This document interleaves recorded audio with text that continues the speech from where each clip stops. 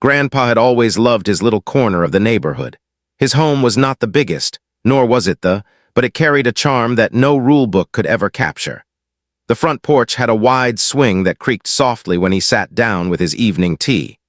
The backyard was filled with rose bushes he had been tending for decades, each bloom a reminder of his patience and care. Neighbors often slowed down when they passed by, admiring how well kept the place looked, though Grandpa himself never thought much of it. For him, it was simply home. But peace never lasted long in a place run by the Homeowners Association. The HOA was relentless in its quest for perfection. Their rules seemed to grow longer every month, and their notices arrived with the regularity of the morning newspaper. If a blade of grass dared to grow taller than the rest, a letter would arrive in the mailbox. If a wind chime sang a little too loudly on a breezy day, there would be another notice waiting on the doorstep. Grandpa had come to expect these interruptions, though he often chuckled at the absurdity rather than grow angry. He was not a man who frightened easily, nor did he let petty rules shake him. After all, he had lived through far greater storms in his lifetime. Compared to those, a letter about a misplaced flower pot seemed laughable. But while he could laugh at paper notices, he had begun to notice something more unsettling. The HOA had recently started using guards to enforce its rules, men who wore matching jackets and sunglasses even when the sun was hiding. They patrolled the streets with clipboards, nodding at each other as though they were keeping the neighborhood safe. In truth, their presence made the once friendly streets feel heavy with watchful eyes. Grandpa noticed the way they lingered near his property longer than most. Sometimes he would be sitting on the porch with his tea, pretending not to see them, as they stood at the edge of his driveway jotting down notes. Other times they walked along the fence line, peeking through cracks as though they were searching for hidden secrets. He never confronted them directly. Instead, he greeted them with a warm smile and a wave, which only seemed to make them shift uncomfortably and move along. The fence itself had become the heart of the problem. Grandpa had put it up a few months ago, a tall and sturdy structure that gave him the privacy he wanted. He enjoyed his solitude, his roses, and his evening swing without feeling as though eyes were constantly peering into his yard. Yet the HOA called the fence a violation, though no law or local rule forbade it. To them, it was out of place, unnecessary, and against the uniform appearance they tried to force upon the neighborhood. Letters turned into warnings, and warnings soon became fines. Grandpa, however, remained unmoved. He paid no fines and wrote no apologies. He simply continued to live his life, watering his roses, tinkering in his shed, and enjoying his peace as best as he could. The guards, on the other hand, seemed less willing to let the matter rest. One evening, as the sun dipped below the rooftops and the first fireflies began their quiet dance in the yard, Grandpa noticed movement at the corner of his property. Shadows stretched across the lawn, too large to belong to passing children and too cautious to be ordinary neighbors. With his usual calm, he rocked gently on his swing and waited. Two figures in dark jackets hovered near the fence, whispering to each other. Their heads tilted as they studied the panels, and one of them tapped the wood as though testing its strength. Grandpa's eyes twinkled with amusement. He had expected this. For weeks, he had sensed their growing boldness, their desire to do more than just write notes on clipboards. Now here they were, standing only a few feet from his roses, ready to push past the line they had no right to cross. He sipped his tea, the steam curling into the night air, and smiled quietly to himself. The peace of his home was no longer simply under threat. It was under siege by rules and watchmen who had forgotten the meaning of respect. Yet Grandpa was not worried. He was not a man who surrendered his calm to others. No, he was a man of patience, of clever hands, and of quiet determination. If the guards wanted to test his fence, they would soon discover that Grandpa was far more resourceful than they imagined. The night stretched on, and the guards eventually drifted away, muttering to each other as they disappeared down the street. Grandpa rocked a little longer on his swing, his smile never fading. Something told him this was only the beginning. The next morning dawned bright and clear, but the calm sunlight did little to soften the presence of the HOA guards. They were out early, clipboards in hand, packing slowly up and down the sidewalks as though the neighborhood were a training ground. Children walking to school glanced at them curiously, and even the family dog seemed to sense the tension, barking from behind fences when the guards passed. Grandpa observed it all from his porch, a steaming cup of tea resting on the small wooden table beside him. He had long ago developed a habit of watching the rhythm of the street. In earlier years, it had been a pleasant routine, neighbors waving good morning, the mail carrier whistling as he made his rounds, and the sound of bicycle bells chiming as children raced to beat the bus. But lately, those cheerful sounds were often muted by the heavy footsteps of the guards. They were not cruel in an obvious way, but there was something about their watchfulness that made people uneasy. They leaned into conversations uninvited, asked questions that didn't need asking, and lingered far too long in places that weren't theirs. And when they wrote in their clipboards, people wondered what private detail of their lives was being recorded for the next HOA meeting. Grandpa had never believed that rules themselves were the problem. Rules could guide, organize, and protect when used with wisdom. The problem came when rules became tools for control rather than fairness. The HOA seemed to have forgotten the difference, and now their guards treated the neighborhood like a territory to be conquered. By mid-afternoon, Grandpa's suspicion proved correct. He spotted two of the guards standing directly across from his property, pointing at his fence while exchanging words he couldn't hear. One of them tapped his pen against the clipboard with a rhythm that carried more frustration than patience. The other glanced toward Grandpa, then quickly looked away when he realized he was being watched. Grandpa didn't move. He simply leaned back in his chair, letting the breeze sway the porch swing gently. His calm expression seemed to unsettle them more than any angry confrontation could have. Finally, they turned and walked further down the street, though they kept glancing back every few steps. Later that day, a knock came at his door. When Grandpa opened it, he was greeted by a young man in a crisp jacket that bore the HOA's insignia. He was not one of the usual patrolling guards, but seemed to be in charge. His tone was polite, yet there was a firmness beneath his words. "Sir, I'm here to inform you once again that your fence remains in violation of neighborhood standards," the man said, holding a paper in his hand. "You've received previous notices. If this continues, further action will be taken." Grandpa looked at the paper but didn't reach for it. "And what action might that be?" he asked, his voice calm and steady. The man hesitated, clearly not expecting such a direct question. "Well, we'll have to ensure compliance. That could mean enforcement visits or additional fines." Grandpa smiled, not mockingly, but in a way that made the man shift his weight uncomfortably. "I see.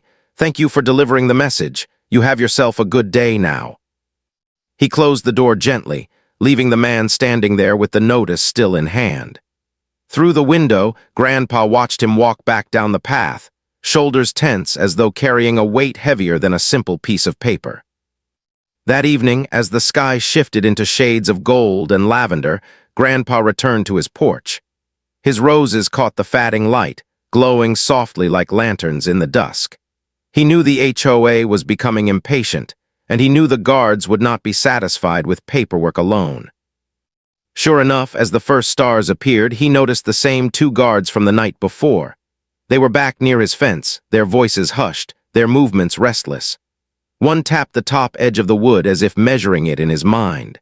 The other scanned the yard, eyes darting to the porch where Grandpa sat. But Grandpa did not flinch, nor did he call out. Instead, he lifted his teacup and took a slow sip, his gaze steady, his presence unshaken. The guards whispered to each other, perhaps arguing about whether to act, before finally retreating once more into the shadows.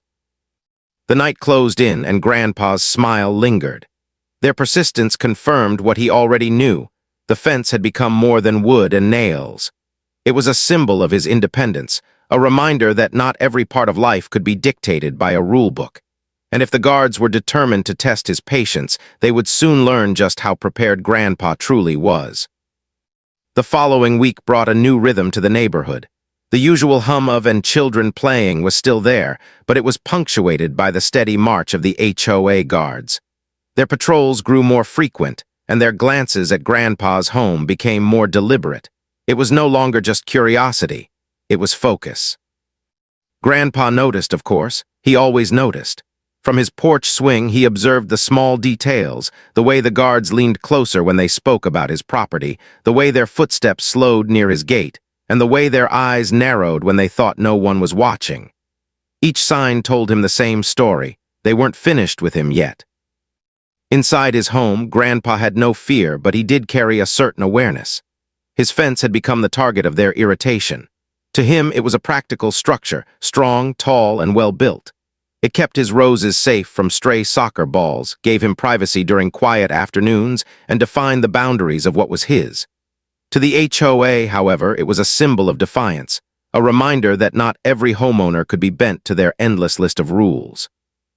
One afternoon, while pruning the roses, Grandpa overheard two neighbors chatting quietly at the sidewalk. They weren't speaking loudly, but the words carried clearly in the still air. "I heard the guards were planning to inspect his property again," one whispered.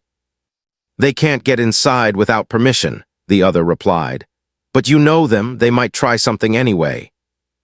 Grandpa kept trimming, a faint smile tugging at his lips. The neighbors weren't wrong. He had sensed the same. The guards were restless, and men who grew restless often acted in haste. That evening after dinner, he returned to his porch swing with his usual teacup. The neighborhood lights flickered on one by one, and the sky deepened into a soft navy. The air was calm, but Grandpa's instincts told him that calmness was only a surface layer. Somewhere beneath, there was movement. Sure enough, just as the clock ticked past 9, he saw them. Two guards in their dark jackets approached from the corner, walking not on the sidewalk, but through the narrow strip of grass that hugged the fences. Their steps were cautious, their voices hushed. One carried a flashlight that he kept dimmed, flicking it on only for quick glances. Grandpa's eyes followed them without moving his head. He knew well enough not to give away his attention. Instead, he rocked gently on the swing, letting it creak softly in rhythm with his heartbeat. The guards stopped at his fence. From where he sat, Grandpa could see their silhouettes outlined against the faint glow of a. One of them tapped the wood, testing it the way someone might test a locked door. The other peered upward, measuring its height as though plotting the best place to climb. Grandpa's lips curved into a slow smile. There it was, the first step in what he had predicted all along. They were no longer content with papers and warnings. Now they wanted to act. The taller guard placed one foot against the bottom of the fence, pressing lightly as if checking for give. His partner whispered something, a short warning perhaps, but the taller one brushed it aside with a wave of his hand. He reached up, fingers curling around the top edge. Grandpa took a slow sip of tea, his gaze never wavering. He didn't need to shout. He didn't need to move. The strength of patience was more powerful than any hurried reaction. Just as the guard prepared to pull himself upward, a sharp bark echoed from a nearby yard. A neighbor's dog had caught the movement, and its warning cry shattered the quiet. Lights flicked on in two nearby houses. The guards froze, stiff as statues caught in a spotlight. For a long moment, the street was filled only with the dog's growl and the faint rustle of leaves in the night breeze. Then, with hurried whispers and nervous glances, the guards backed away from the fence. They disappeared into the shadows, leaving the dog barking triumphantly behind them. Grandpa chuckled softly. He hadn't needed to lift a finger. The neighborhood itself had stepped in to break the moment. Still, he knew this was not the end. The guards would be back, and the next time they might not be so easily scared off. Finishing his tea, Grandpa set the cup aside and rose from the swing. He walked slowly into his shed, running his hand along the familiar shelves of tools, wires, and gadgets. The air inside carried the faint smell of sawdust and oil, a comfort to him. "Yes," he murmured quietly to himself, as though speaking to the room. "It's about time I get ready." The neighborhood settled into a heavy silence that night. The crickets sang their steady tune, and the occasional hum of a passing car faded quickly into the distance. Most houses were dark, their families asleep, trusting that the night would carry them safely into morning. But Grandpa was not asleep. He rarely was when the moon climbed high and the air grew still. He sat in his porch swing, rocking slowly, a cup of tea warming his hands. The glow from the small lamp at his side cast a gentle circle of light around him, leaving the rest of the yard in deep shadow. From his seat, he could see the faint outline of his fence rising tall and quiet, guarding the roses and the shed behind it. Grandpa had been expecting them. He knew restlessness when he saw it, and the guards had carried that restless energy for days. Their notes, their stares, their whispers, it all added up to one thing: they wouldn't be satisfied with warnings forever. No, sooner or later they would try something bold. Tonight felt like the night. His instincts proved right. Just before midnight, movement stirred near the corner of his yard. Two shapes detached from the deeper shadow, slipping across the grass with careful steps. They moved like men who believed they were unseen, but Grandpa's eyes had long practice in catching what others missed. The guards crouched low, whispering in urgent tones. One pointed at the top of the fence, the other glanced nervously toward the quiet houses. When no lights flicked on, they pressed forward. Grandpa stayed still, rocking gently, sipping his tea. His calm smile played at the corners of his mouth, though he made no sound. The taller of the two guards reached the fence first. He placed one hand against the wooden panel, steadying himself. Then he crouched low and pushed off, gripping the top edge with both hands. With effort, he began to hoist himself upward. His partner hovered below, muttering something too soft to hear, but his anxious shifting told the story well enough. Grandpa's eyes sparkled in the lamplight. He did not shout to stop them. He did not warn them away. Instead, he simply watched, rocking in rhythm with the quiet creak of the swing. There was a certain power in silence, a patience that spoke louder than any command. The taller guard grunted softly as he pulled himself up. His foot searched for a grip on the fence, scuffing against the wood. At last, he managed to lift his body high enough that his torso leaned over the top. He balanced there, breathing hard, his head turning to scan the yard beyond. What he saw must have puzzled him. The yard was empty. The roses stood quietly, the shed sat still, and the lawn glistened faintly under the moon. Nothing stirred, no threat, no reason for suspicion. Yet across the way, Grandpa's silhouette was clear, seated in his swing, watching with that unshaken calm. The guard froze. For a long moment he did not move, caught between his boldness and the realization that he had been seen. Grandpa raised his teacup in a slow, deliberate motion as though offering a silent toast. The guard's face tightened, though he was too far away for Grandpa to see it clearly. Still, the message was clear enough: you are not invisible. Behind him, the second guard hissed for him to hurry, but the spell had already been broken. The taller man dropped back down to the ground, landing with a muffled thud. Both stood there for a moment, shifting uneasily, glancing once more toward the porch. Then with quick steps they retreated into the night, their figures swallowed by shadow. Grandpa let out a quiet chuckle, low and steady. They had tested the fence just as he knew they would, but they had not dared to cross fully. Not yet. They were bold, but not bold enough to face him directly. Finishing his tea, Grandpa set the empty cup aside and leaned back into the swing. His mind, however, was already moving ahead. The guards would be back, he was certain of it. Each attempt would grow bolder than the last. They would not give up simply because he had caught them in the act. No, this was only the beginning. The game had started, and though the guards didn't realize it yet, Grandpa had been playing games of patience and preparation his whole life. He would not be outmatched by restless men with clipboards and pride. The night deepened, the crickets sang louder, and Grandpa's smile remained steady. Tomorrow, he decided, he would spend some time in his shed. It was time to prepare more than roses and tea. The next morning carried the freshness of dew and the soft hum of waking birds. Neighbors stepped out to collect newspapers, children hurried down sidewalks with backpacks bouncing, and the hum of sprinklers whispered across the lawns. To most, it was an ordinary day. To Grandpa, however, it was the start of something new. He had not slept much the night before, but that didn't bother him. His mind had been too busy. As soon as he stepped into his shed after breakfast, the ideas began to take shape. The shed was his workshop, a place that smelled of sawdust, machine oil, and fresh earth from old flower pots. Every shelf held a collection of tools, wires, nuts, and bolts that seemed ordinary at first glance, but in Grandpa's hands carried endless possibilities. He began by pulling a small wooden box from under his workbench. Inside were neatly coiled wires and a handful of batteries, each tested and ready. He set them out carefully, humming softly as he worked. The guards thought of him as a quiet old man who tended roses and drank tea, but they had no idea how clever his hands could be. Grandpa's plan was not to harm, but to teach. He had no interest in real danger, only in reminding the guards that persistence sometimes met resistance. And so he started sketching on an old notepad, his pencil scratching in quick strokes. The design was simple, a harmless electrified gate, strong enough to startle anyone who grabbed it but not enough to injure. Just a spark, a buzz, a lesson. By mid-morning, the shed was alive with the clink of metal and the faint hum of electricity. Grandpa connected wires, tightened screws, and tested circuits with the patience of a man who had built things all his life. When the small bulb on his workbench flickered to life with a sharp crackle, he nodded with satisfaction. The idea was sound. But the gate alone was not enough.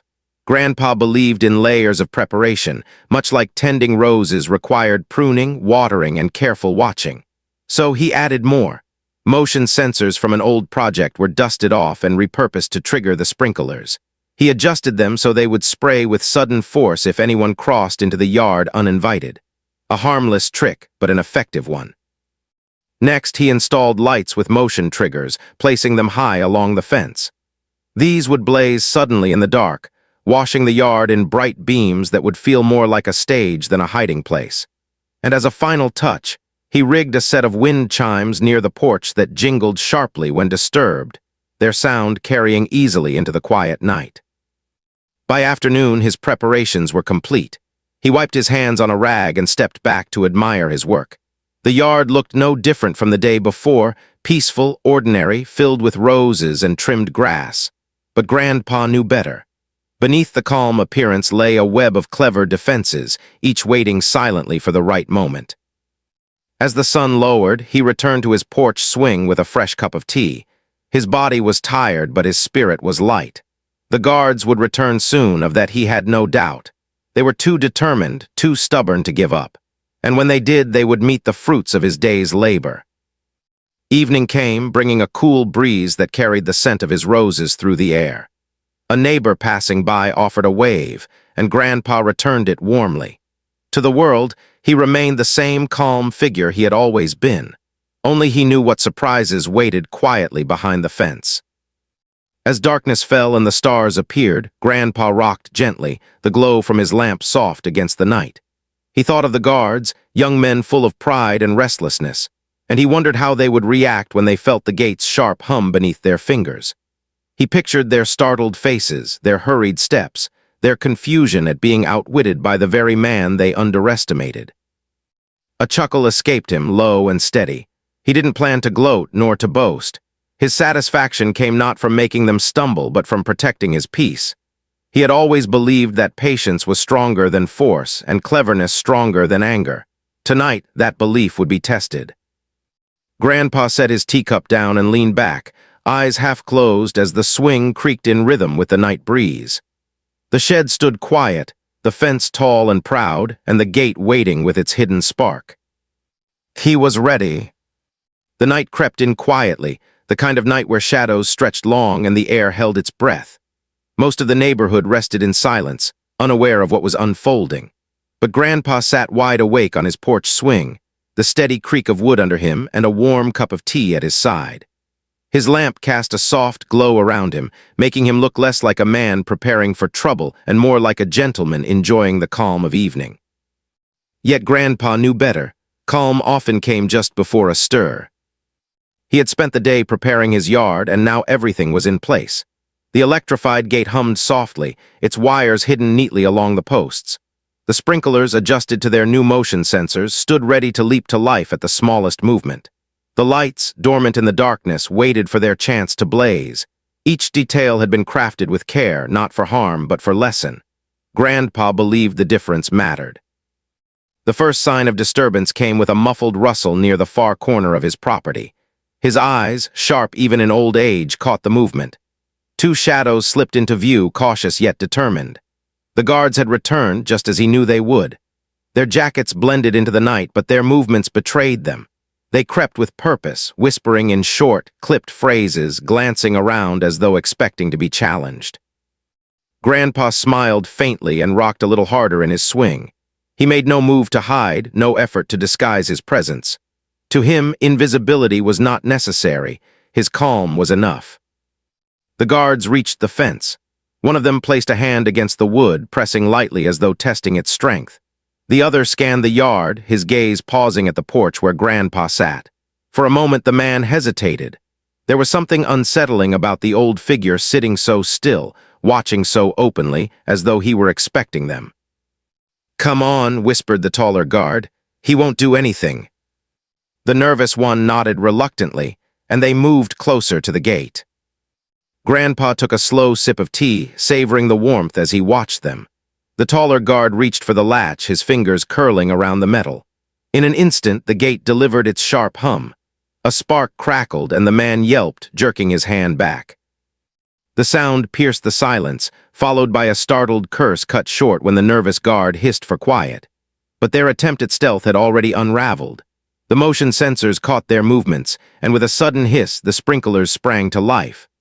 Cold water shot through the air, catching both guards squarely. They flinched, arms raised against the spray, their clipboards soaked in seconds. As they stumbled back, the lights along the fence burst on with a blinding glow. The one-stark yard shone like a stage, every corner illuminated. The guards stood frozen, dripping wet, blinking hard against the sudden brightness. Their plan of secrecy had crumbled completely. Grandpa leaned forward in his swing, setting down his teacup with a steady hand. He said nothing, for words were unnecessary. His quiet smile told the story clearly enough. He had been ready, and they had not. The guards exchanged frantic whispers. One pointed at the gate as if demanding his partner try again. The other shook his head furiously, rubbing his damp sleeve across his face. Their determination had brought them this far, but now their pride was tangled with embarrassment. Another burst of water from the sprinklers sent them staggering backward. Their shoes slipped on the wet grass, and the nervous guard landed squarely on the ground with a thud. His partner pulled him up quickly, glancing toward the porch once more. Grandpa's silhouette sat calm and unmoving, lit softly by his lamp, the faintest glint of amusement in his eyes. Finally, the guards retreated, dripping and muttering, their footsteps squishing against the soaked grass as they disappeared down the street. The sudden brightness faded as the lights clicked off, and the sprinklers grew silent once more. Grandpa exhaled slowly, the kind of exhale that came not from relief but from satisfaction. His preparations had worked exactly as intended. No harm done, only lessons given. The guards had come with boldness and left with humility. He leaned back into his swing, picking up his teacup once more. The steam had cooled, but the taste was still warm enough. Rocking gently, he glanced at the fence, tall and sturdy, still standing guard over his roses. The night returned to its calm rhythm, the crickets resuming their steady song. Grandpa's smile lingered. The game was not finished. He was certain the guards would return, driven by stubbornness more than reason. But for tonight, he had shown them that cleverness often outlasted force. The following night carried a restlessness in the air. Clouds drifted across the moon, casting shifting shadows that seemed to chase each other across the lawns. For most of the neighborhood, it was a night like any other. Televisions flickered inside cozy living rooms, dogs curled on porches, and porch lights blinked off one by one as families drifted to sleep. But Grandpa knew better. He had seen determination in the eyes of the guards, and determination rarely faded after one defeat. Grandpa sat once again in his familiar place, rocking gently in his porch swing.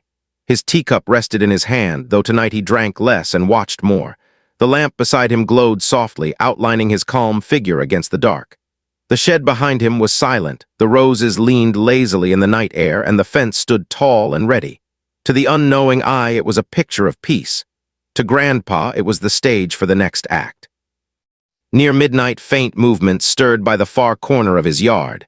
Not two this time, but three figures crept along the grass. Their jackets were darker than before, their movements quicker, more determined. They had come prepared, or so they thought. The tallest of the three pointed toward the gate, his whispers sharp and commanding. The others nodded. One carried a small flashlight, but he kept it low, its beam darting nervously across the ground. They moved like hunters convinced the prize was already theirs. Grandpa's eyes followed without shifting his head. His swing creaked in its steady rhythm, a soft counterpoint to their cautious steps. He took a quiet sip, the corners of his mouth lifting in a knowing smile. The first guard reached for the gate. Perhaps he remembered the sting from the night before, for his hand hovered briefly before settling on the latch. The instant his skin touched metal, a spark leapt to life. The jolt shot through his hand, sharp enough to make him yelp and stumble back. His flashlight clattered to the ground, its beam rolling across the grass in a wild arc. The other two froze, startled by his cry. The silence of the neighborhood shattered in that single moment. And then, as though cued by his stumble, the sprinklers burst to life. Arcs of cold water sprayed in every direction, drenching them in seconds. The guards shouted in surprise, scrambling to shield their faces from the sudden downpour. Before they could regain control, the floodlights snapped on, blindingly bright. The yard, moments ago cloaked in secrecy, now blazed like midday. Every drop of water glittered in the light, and the three guards stood in the open, dripping and bewildered, like actors caught off guard in front of an audience. Grandpa chuckled softly into his teacup. His calm, patient trap had sprung exactly as intended. The second guard, perhaps out of pride, attempted to climb the fence despite the chaos. He grabbed the top edge, his shoes slipping against the soaked wood, but just as he hauled himself upward, the motion-triggered chimes rattled loudly from the porch. The sharp, metallic notes carried through the night, loud enough to wake a dog 2 houses down. Barking erupted in the distance, adding to the confusion. The climber panicked, losing his grip. He fell backward into the wet grass, splashing mud onto his partner. The third guard tried to pull him up, but their shoes slid uselessly against the slick ground. One toppled into the other, sending both tumbling into a heap of wet jackets and flailing arms. Grandpa leaned forward slightly, his smile widening. He hadn't needed a single word. The night itself was laughing for him. Neighbors' windows began to glow as lights flickered on up and down the street. Curtains twitched. A voice called out sleepily from a window, asking what the noise was. The guards scrambled, desperate to escape before they were fully seen. With water dripping from their hair, clothes clinging to their skin, and pride shattered, the three stumbled toward the sidewalk. One slipped again, catching himself awkwardly before dashing off into the shadows. The others followed, their retreat more frantic than orderly. Within moments, they vanished into the night, leaving only the hiss of sprinklers and the shine of wet grass behind them. Slowly, the lights faded, the sprinklers clicked off, the yard returned to calm as if nothing had happened at all. Grandpa leaned back into his swing, lifting his teacup in a small toast to the night. The tea had grown cold, but the victory warmed him just the same. He knew this wouldn't be the end. The guards would lick their wounds, and the HOA would not admit defeat easily. But he also knew he had made his point. Cleverness and patience had once again triumphed over force and intrusion. As the street quieted and the stars reappeared, Grandpa's smile remained steady. He rocked gently, the creak of the swing keeping time with his thoughts. For all their planning, the guards had been undone by a man with roses, tea, and a bit of ingenuity. And if they dared return again, well, Grandpa would be waiting, always with that calm smile. Morning sunlight spilled gently across the neighborhood, washing away the chaos of the night before. Birds sang cheerfully as though nothing unusual had happened. Children rode their bikes down the sidewalks, and neighbors waved from their driveways. But word had traveled quickly, whispers of strange noises and lights flashing carried over fences and through open windows. Some claimed they saw men running through the dark, dripping wet and stumbling over themselves. Grandpa, however, tended to his roses as usual. His gloves were dusted with soil, his shears clipped neatly, and his back was steady despite the years behind him. He hummed a quiet tune as he worked, calm as the morning breeze. To him, last night had been no more than another test of patience, one that he had passed with a smile. By mid-afternoon, the inevitable knock came. Grandpa wiped his hands on his apron, removed his gloves, and opened the door. Standing on the porch were 3 figures, the head of the homeowners association, flanked by 2 damp-looking guards who avoided Grandpa's eyes. Their shoulders were stiff, and their expressions hovered between frustration and embarrassment. "Good afternoon," Grandpa greeted warmly, as though they were old friends arriving for tea. The HOA head cleared his throat. "We need to discuss your property modifications," he said firmly. Grandpa raised an eyebrow. "Property modifications? You mean the gate I built? Or perhaps the sprinklers, or maybe the lights I installed to keep my garden safe. His voice carried no sharpness, only mild curiosity, as though he truly wondered what complaint they could find. The head frowned. It's excessive. You've turned your yard into some kind of fortress. It's disruptive to the community. Grandpa chuckled softly. Disruptive, you say? Funny. I recall sitting quietly on my porch while certain individuals. His eyes flicked briefly toward the guards chose to climb my fence in the dead of night. Now I'm no expert on community harmony, but I suspect that isn't what the bylaws encourage either. The guards shifted uneasily. One cleared his throat as though he wanted to speak but thought better of it. Grandpa stepped aside and gestured politely. Why don't we sit on the porch? The tea is fresh.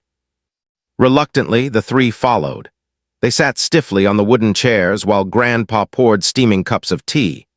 His movements were unhurried, steady, as if the entire matter were nothing more serious than a conversation between neighbors. Now, Grandpa began, settling into his swing, I respect rules, I always have, but respect works both ways. My roses don't climb into anyone else's yard. My gate doesn't wander the streets. My lights don't shine unless there's reason. All I've done is protect what's mine, quietly and lawfully. The HOA head sipped reluctantly, clearly unused to being hosted by the very man he intended to scold. The tea's warmth softened his sternness, if only slightly. Still, you've embarrassed our association, he muttered. Grandpa leaned forward, his eyes twinkling. Embarrassed or revealed? You see, rules only work when followed by everyone. If your guards were simply patrolling politely, none of this would have happened. But climbing fences in the night, trespassing on private property, well, that invites consequences. My defenses were never meant to harm, only to remind. And I think they've done that quite effectively. The guards shifted again, their damp jackets rustling in quiet agreement. Silence hung for a moment, broken only by the creak of Grandpa's swing. Then, with a sigh, the HOA head set down his teacup. Fine, keep your fence, keep your contraptions, but understand you've made your point. We'll be watching. Grandpa's smile widened just slightly. Oh, I don't doubt that at all, and I'll be right here watching too. The meeting ended as politely as it began. The three visitors left, walking down the sidewalk under the curious gazes of neighbors peeking from behind curtains. Grandpa, meanwhile, returned to his roses. The sunlight glowed on their petals, each bloom standing tall and proud, untouched by intrusion. That evening, as the sun dipped low and the sky blushed with orange and gold, Grandpa sat once more on his porch swing. The yard was quiet, the tea warm, and the roses safe. He rocked gently, listening to the sounds of the neighborhood settling into peace. For all the tension and trouble, he had never raised his voice, never once chased or threatened. His smile and patience had been enough, paired with a cleverness that turned stubbornness into folly. The HOA guards would think twice before climbing fences again. The head of the association, though still stern, had tasted the truth alongside Grandpa's tea. And the neighbors, though they never spoke it aloud, admired the old man who had stood firm without breaking a single rule. Grandpa's swing creaked softly as stars began to pierce the sky. His work was done, not just the defense of his roses, but the defense of his right to live peacefully. He needed nothing more than soil, sunlight, and a bit of wit. And so he rocked, smiling as always, waiting for whatever the world might try next. For Grandpa knew the secret to victory wasn't force or noise. It was calm. It was cleverness. And above all, it was the quiet strength of a man who knew when to stand and when simply to smile. If you enjoyed this story, don't forget to subscribe and join us for the next mystery on HOA Hunter Stories.